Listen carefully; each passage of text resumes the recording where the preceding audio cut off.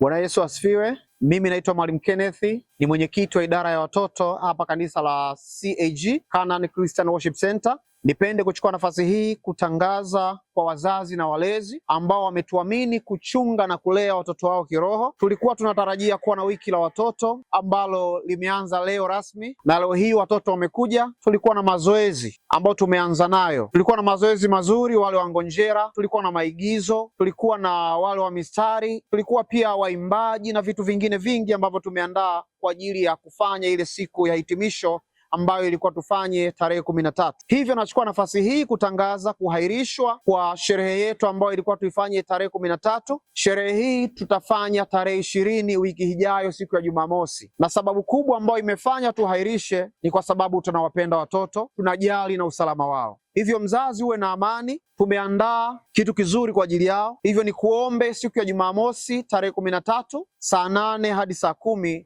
naomba mruhusu mtoto wako tuwe naye hapa kwa ajili ya kuendelea na maandalizi. Na siku ya Jumatatu tarehe 15 tutakuwa na mwendelezo kwa ajili ya mazoezi.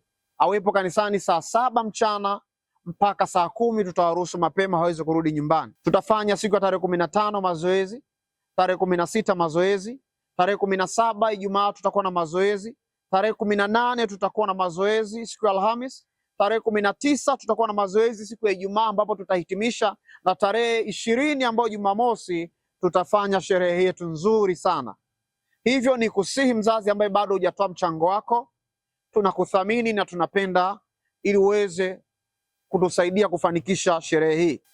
Hivyo kutokana na tangazo hili, ni wasihi kuendelea kutembelea mitandao yetu ya kijamii kwenye magrupu yote ya WhatsApp. Taarifa hii itaendelea kutumwa. Endapo kutakuwa na taarifa nyingine, utapata kwenye vyanzo hivyo vya habari ambavyo vinatumika na kanisa letu la mahali pamoja. Mchango wetu ni shilingi 10,000. Karibu uweze kusimama pamoja na huduma hii ya watoto. Tunawapenda kwa niaba ya walimu wote. Mungu awabariki. Nimekuja na ushuhuda.